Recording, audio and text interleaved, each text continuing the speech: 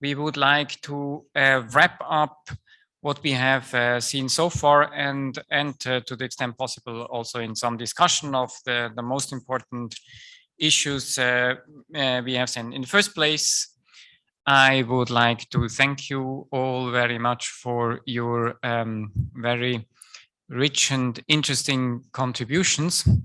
We have had a very intensive day so far. I think it was extremely interesting to learn so much how you, the different countries, manage, monitor, and assess different glacier lakes in the 4 countries. I have structured a little bit what we can discuss, and also maybe to do a bit of wrap up what we have heard so far, because as this is a regional effort and initiative, it's important and that we have this regional cooperation, and was also glad to understand from many of you the importance that you put on this regional collaboration and cooperation. What we have seen first, there is a lot of activities and a lot of expertise focused on monitoring of glacial lakes. You've seen that all the countries do strong efforts on monitoring lakes, and this is done by state-of-the-art methods on the ground, on site, which often involves, as we have mentioned and indicated, sometimes quite expensive field work. These are glacial environments, so we all are familiar with this. This involves a lot of logistics, which is also financially important. The other method that most of you used is remote sensing. This is mostly satellite-based on different spatial resolution, different temporal and spectral resolution of different and increasing number of space Earth observation sensors. And I think important progress that has been made over the last several years in terms of Earth observation with new sensors, high resolution sensors coming up, and also some of them, an increasing number of them being accessible without very high cost. So monitoring is the first part, and we can have a discussion on this. The second main issue we have identified is the classification of lakes and also the hazard analysis. Several of you have presented the methodology, like cataloging lakes and distinguishing between different categories of degree of danger. Some of you have also called for the need for a unified approach. That would be something that we could discuss, and also one of the reasons you mentioned for a unified approach is that there are several areas that actually go across countries. So glacial lakes may be up in one country, but the catchment drains into another country, or maybe even in 2 countries. So countries are affected of what happens upstream. Then I will also mention some international approaches and progress that might be interesting for you. Then the third topic and section I have identified is risk modeling and analysis. This we have not seen so much during today. There was something in Tajikistan, very interesting, from the Arakan agency. So this is really the impact. So we much of what we have seen is really was concentrating on the lakes themselves, the state of the lake, the state of danger, the changes of the lakes. But we have not seen so much what is actually the impact on the community. What is the maybe also flood models. I have talked to some of you and also know some of your publications that you do also work in this area with flood models, glacial lake outburst flood models such as Flow2D and several others. This, I think, is also something that would be very interesting to further discuss here. What are your experiences? Maybe it's also an area to further develop, also bring, we will be very happy to bring in our expertise, working with different software, but also having systematic approaches and procedures to such risk assessment. And in terms of terminology, I don't know whether there's a lot of need to, in terms of terminology. I think it's quite quite a consensus, or quite coordinated.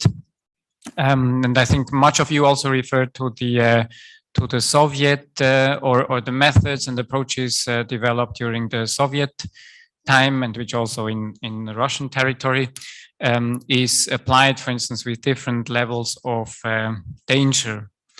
And I just think it's important to also be aware that if we look at the danger of the lake, sometimes we also call it susceptibility analysis. So we basically say, we look at the lake and say, okay, this lake is might be very dangerous because it's very unstable, the impact, etc.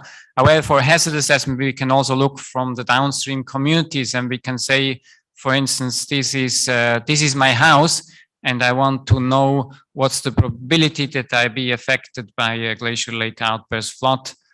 So and so we can combine the methods between the categorization of the danger levels of the lakes and the impact. And for the impact, we usually state of the art are models, flow propagation models such as Flow2D and others. And it's important to couple them so that we can really say, especially when we talk about early warning, okay, what is actually the population at risk, and what are the risks? For instance, if there is one house with maybe 4 inhabitants, this is a different risk than, for instance, if you have a whole big community, maybe with more than 1,000 people at risk. So these are very different risk levels.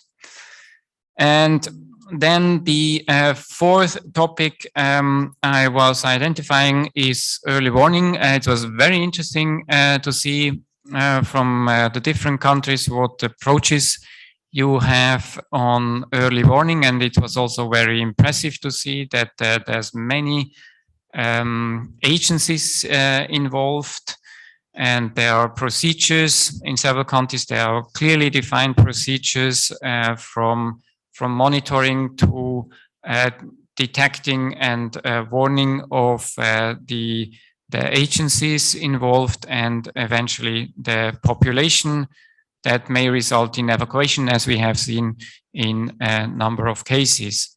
So this was very interesting to see, and also there's of course a lot of potential still to talk. How do we actually monitor a lake in terms of warning?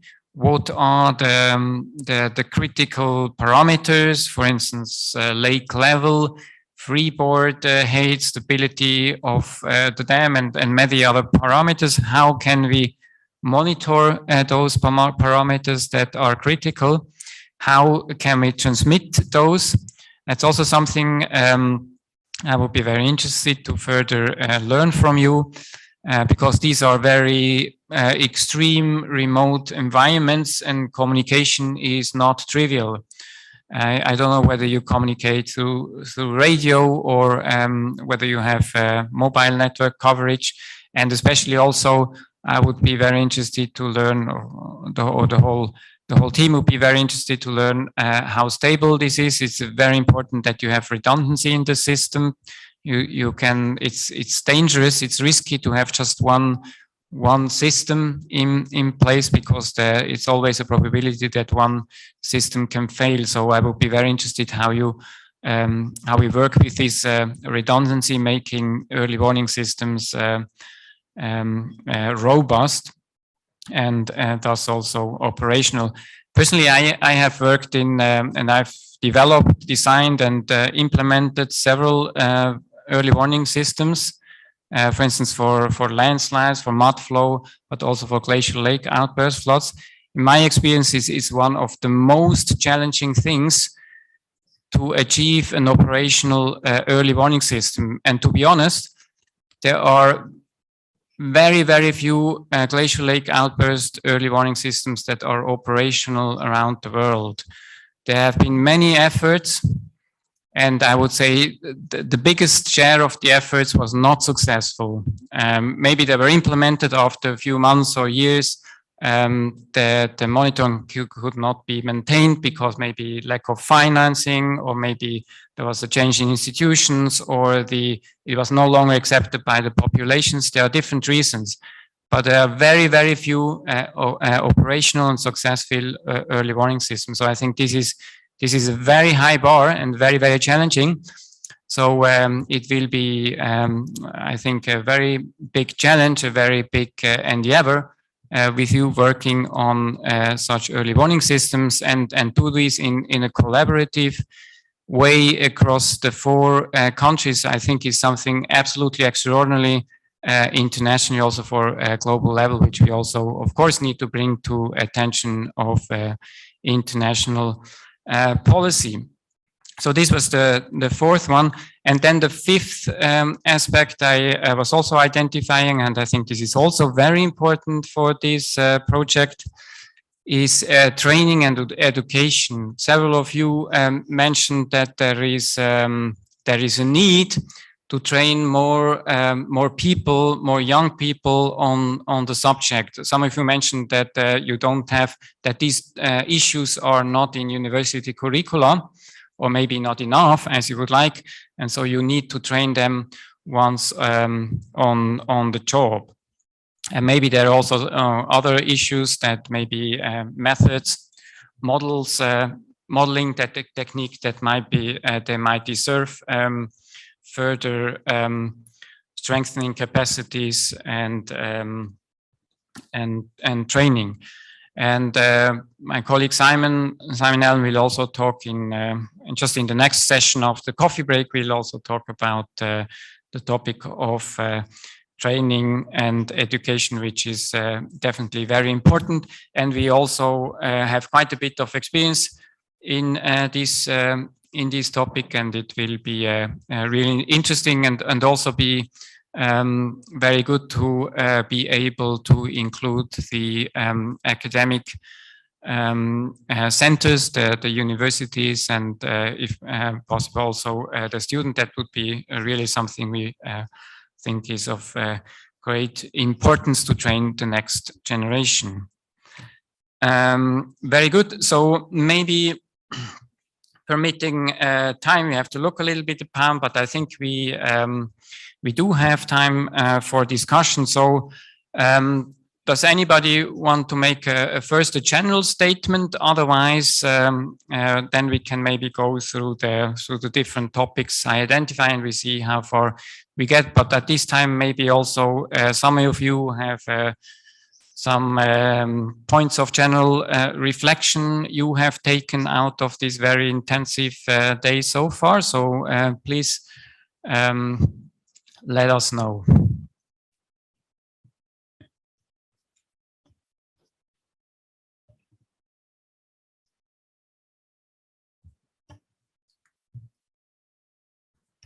Thank you, Christian. It would be rather a question, not the general statement, with regards to the early warning system. So you correctly mentioned that it's going to be kind of, like challenging piece probably as part of the project, since many organizations have been piloting a lot of modes, different models of early warning system, but the majority was not really successful. So my question, and I'm wondering, part of this project, I know that one of the key deliverable would be the early warning system. And the question is it going to be kind of unified, or the model that will be replicated in all the target countries, or it will be country specific type of early warning system? Thank you. Mm-hmm. Yeah, thanks for the question. I think there are some generic sort of considerations and procedures that I think also most of you or all of you are aware that also we have seen from Simon's presentation and in the fact I think are quite important. So to see that sometimes people think that an early warning system is just only a technical thing with instruments and some communication. But actually, it involves also the understanding of the risks, not just the hazards or really the risks. It, of course, includes the measuring, the monitoring. It includes the communication, which I think in this environment is super challenging, especially also energy considerations and the reliability. But then also what several of you actually have mentioned, it was very good. Also the connection with the population, and for instance, you mentioned about the trainings, the evacuation training, etc. So I think this is good if you have this kind of consensus understanding. And I would say if one of these components, it's my experience, one of these components is not working right, actually the whole early warning system can fail.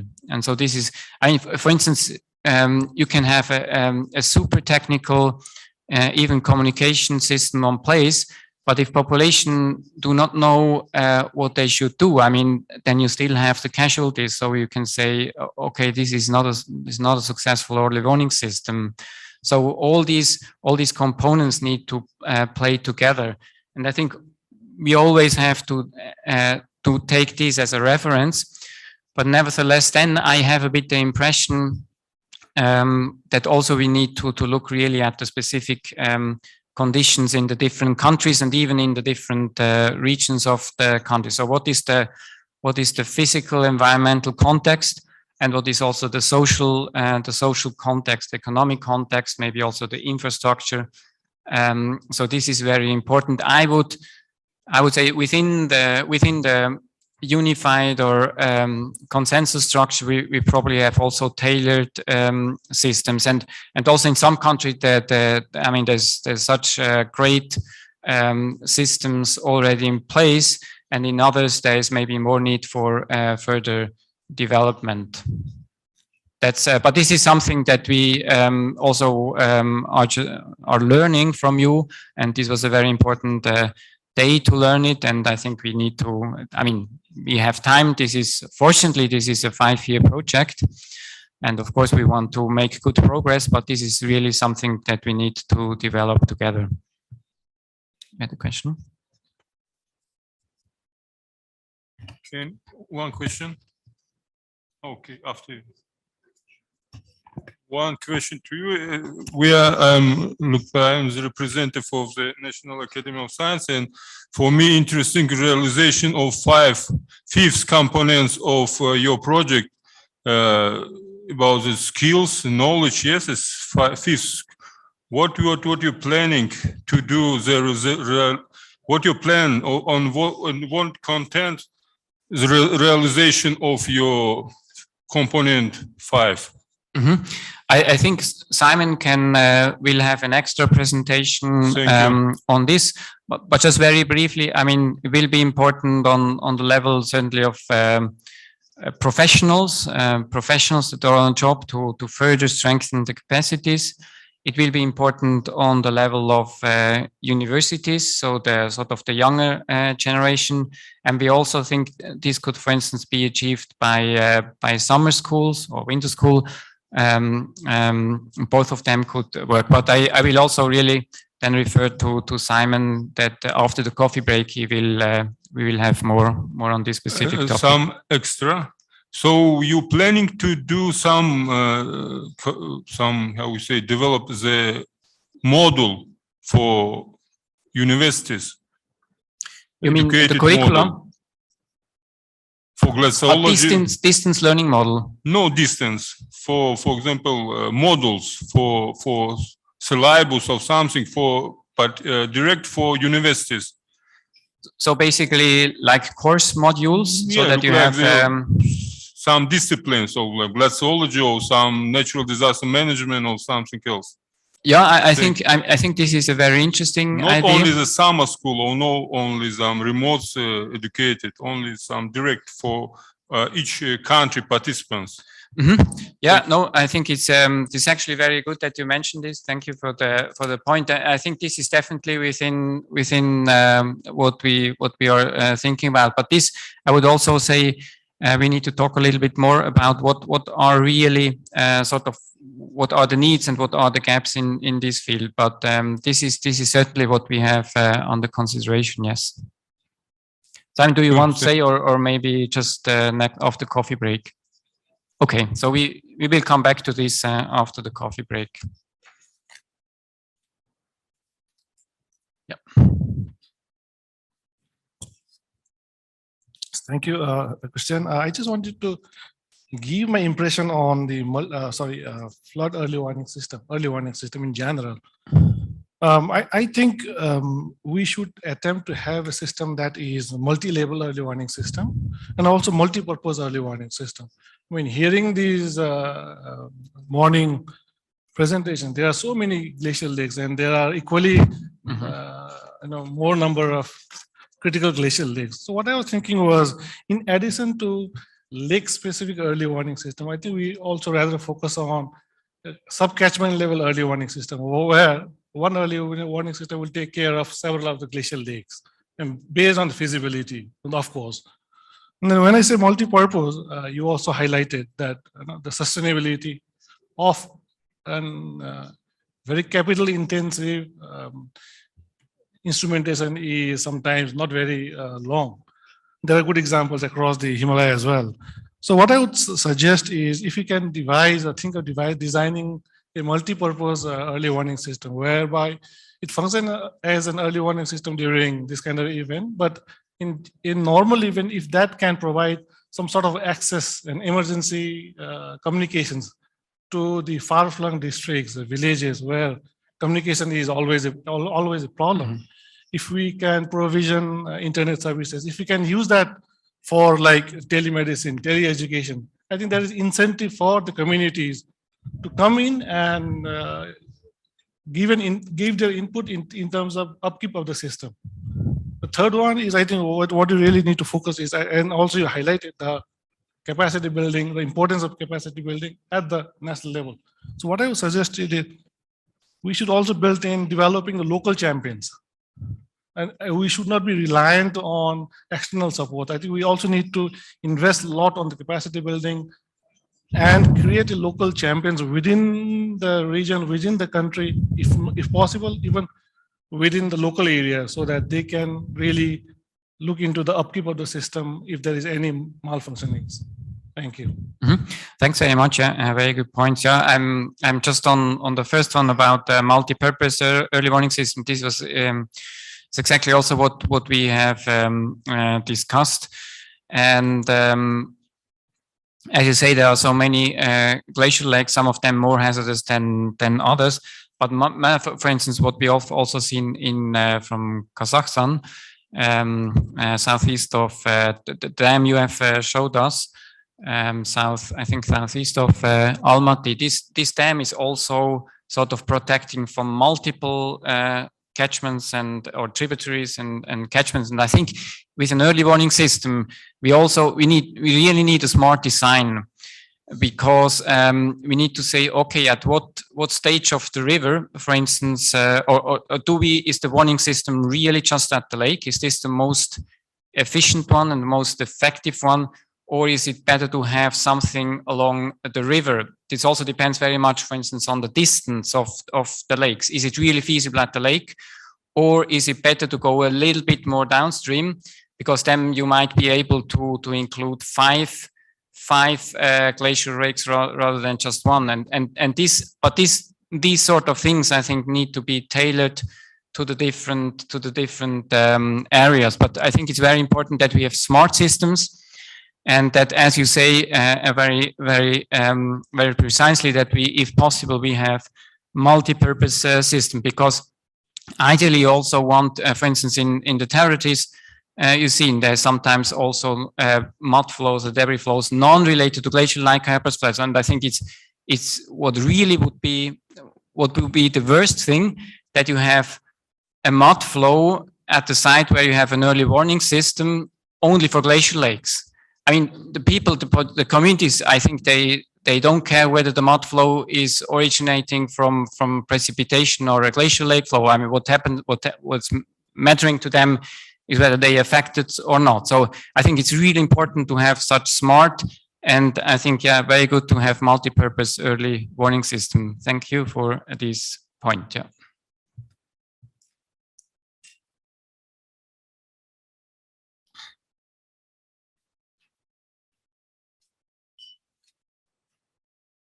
Добрый вечер, уважаемые коллеги. Да, действительно, мы немножко подустали все. Вот. До обеда и вот сейчас закончили наши коллеги по странам, представили на сегодняшний день, в каком состоянии работы по оценке системы мониторинга за прорабатываемыми озерами. Послушали, увидели в каждой стране, как она двигается, в каком направлении, по оценкам критериев, по мониторингу и так далее. Сейчас мы говорим об этом и послушали профессора Huggеля. Здесь мы то систему оповещения говорим, то потенциал говорим, то этом перескакиваем с одного в другое. Понимаете? У нас сегодня собрались по компоненту 1.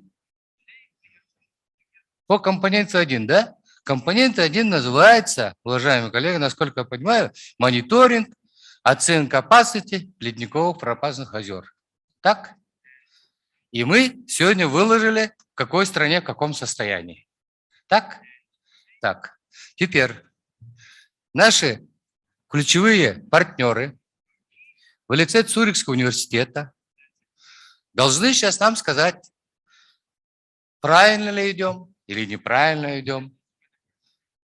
Критерии оценки озер, оценка мониторинга и так далее. Я ожидаю вот это. А то, что это делалось, и мы страны делали, и будем делать. Понимаете? Но я сегодня хотел критически услышать, увидеть, что нового в методологии или в развитии этой мониторинговой системы скажут что-то. Уже полгода прошло, я до сих пор не увидел концептуального, куда пойдем в рамках этого, как пойдем и пошагово как будем решать.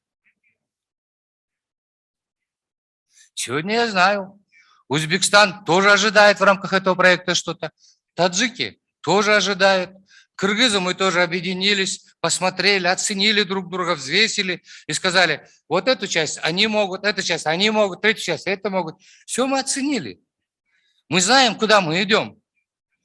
Но я не увидел концептуально с наших партнеров, которые в рамках этого проекта должны быть именно координаторами, которые нас направляли бы и сказали, вот это так пойдет. Но я концептуально пока ничего не вижу, понимаете? Для чего нас тогда сюда собрали? Если до этого заранее не сказали шаги, вот так будет, вот так у вас есть, ну, извините, я не хотел так услать. Может быть, завтра скажут, может быть, вот после кофе-брейка, ну, мы ожидаем этого. Все сидят, ожидают этого. Мы не можем просто сидеть. Вот сейчас, вот он говорит, вот один вопрос, второй вопрос, тот вопрос. Да извините, нам до потенциала надо еще добраться. Вначале надо оценить эти озера, есть сколько и как, и что будем с ними делать. Потом пошагово решим систему раннего оповещения, потом повышение потенциала. Все последовательно, расписано здесь. 5 компонентов. И давайте по компонентам двигаться, нормально двигаться, развивать. А так что просто мы друг друга здесь щипаем, сидим, а больше ничего. Давайте как более концептуально подходить к этому. Если я не прав, ну извините, но я так вижу. Спасибо.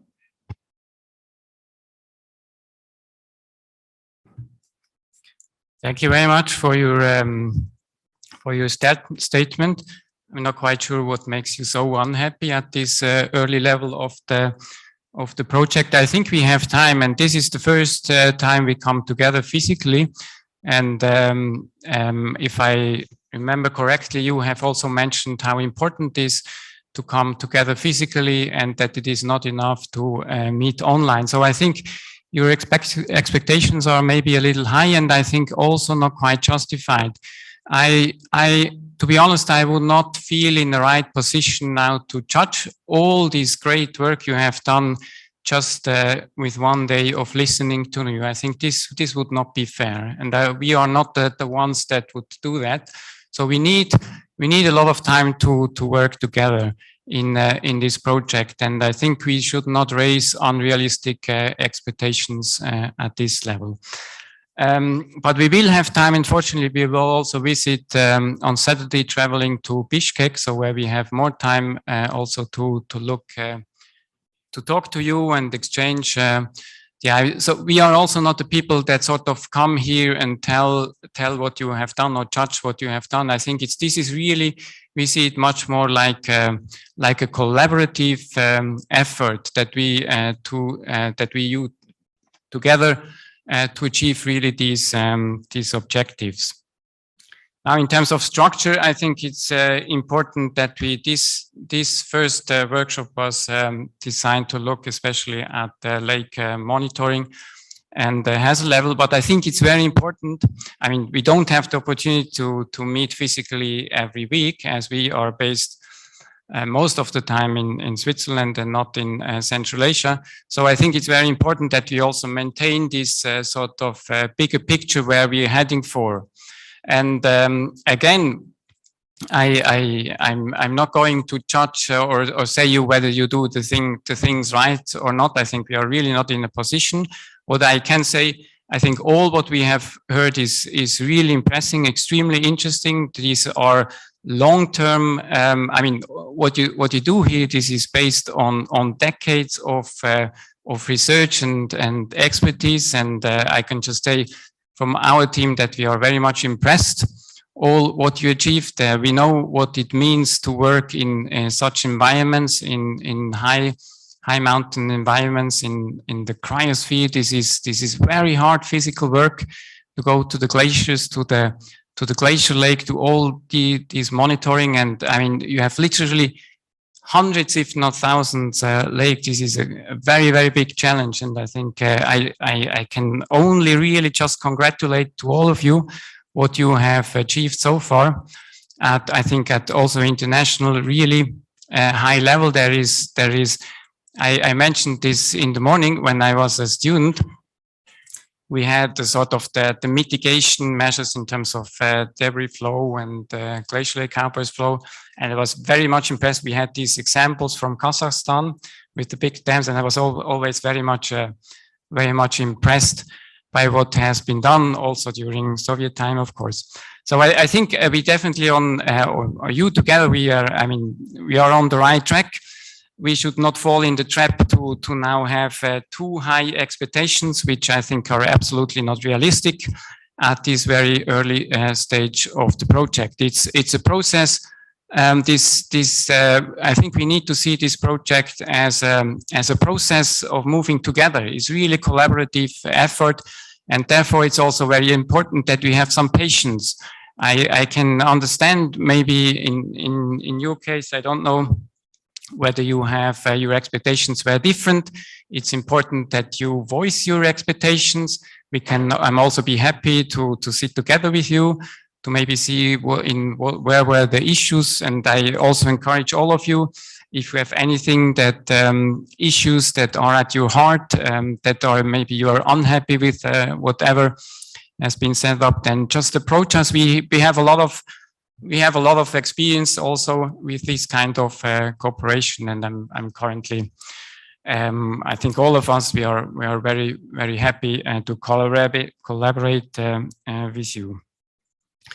So yes, but maybe that's also a good point to, or are there maybe some other statements or comments or suggestions, or maybe also from what you have learned from your colleagues over the day?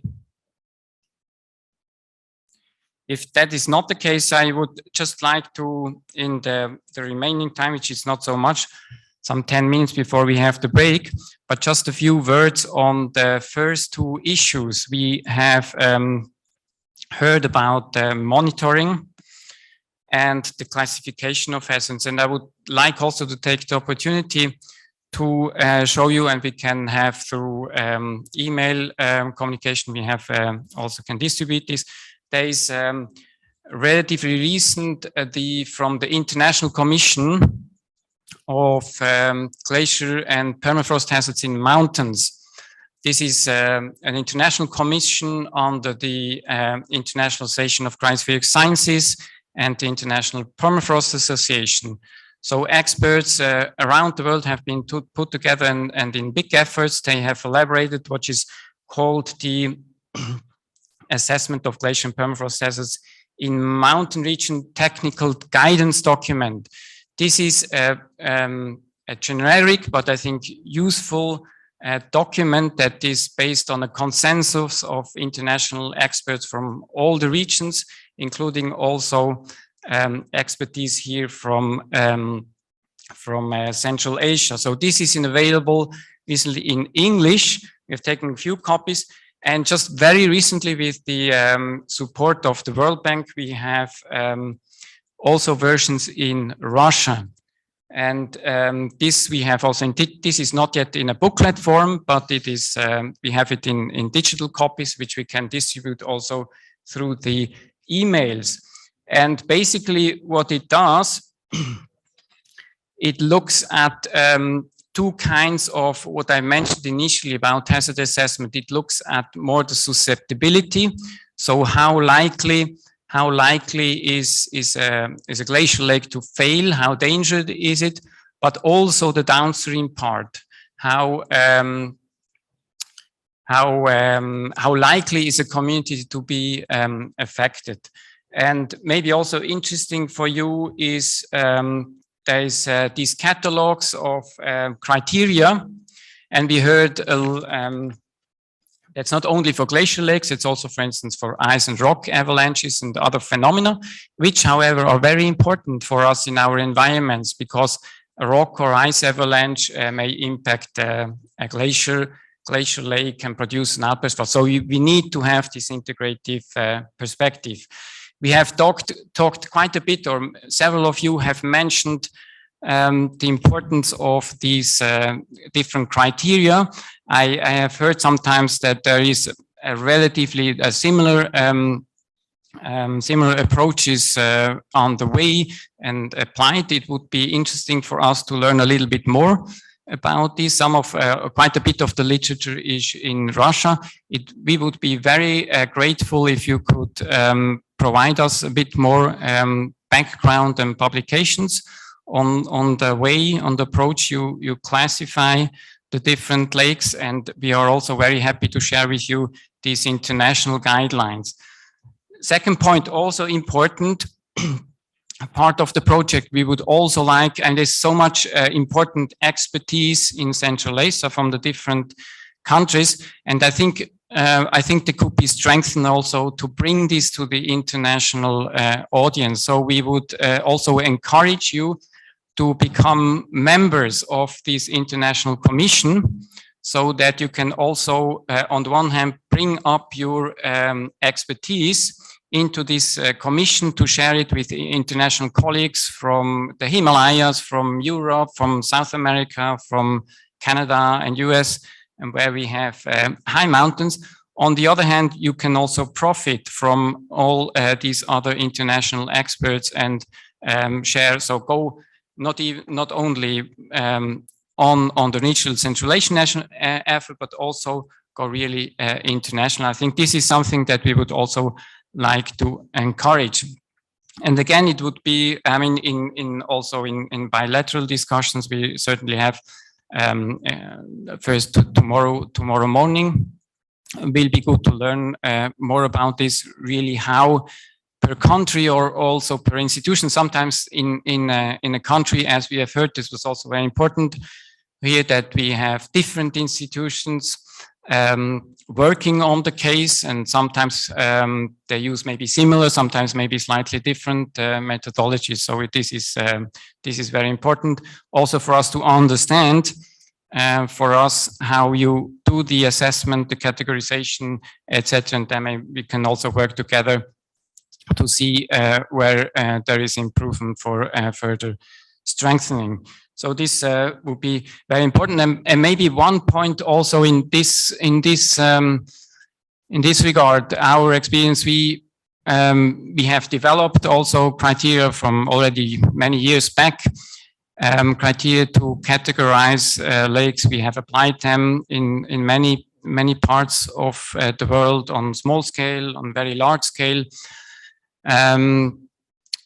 I think it's very important that you do a reality check, because sometimes what we have seen that, and including our analysis, lakes that maybe we have classified as only medium hazard suddenly had an outburst flood in reality.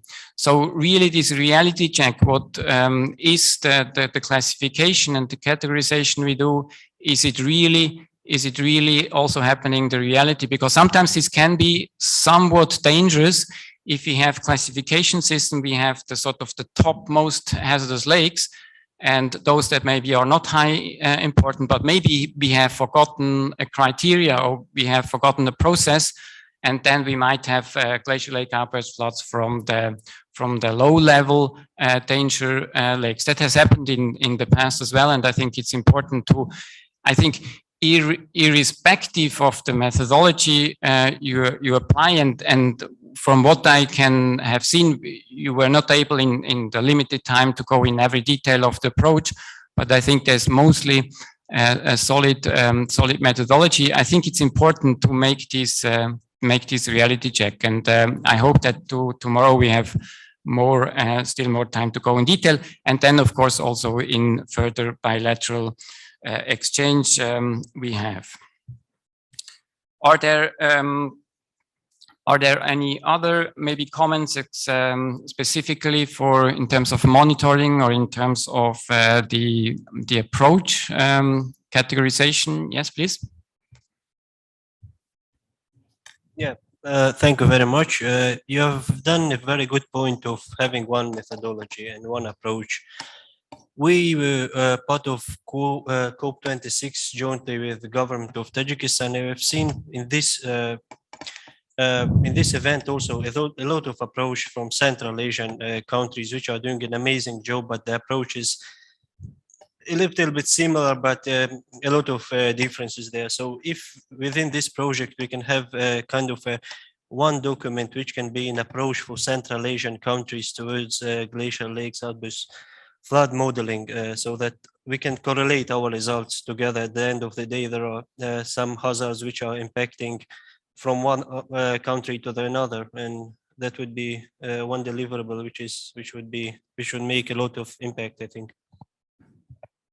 Yeah, thank you.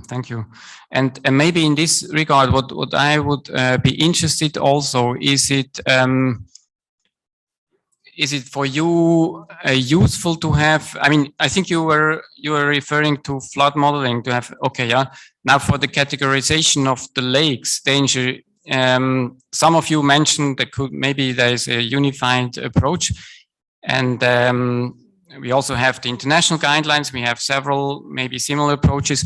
Is it for you sort of useful to have an effort to sort of have then a consensus methodology across the countries, or is this not really a priority for you? That would also be useful for us to know a little bit.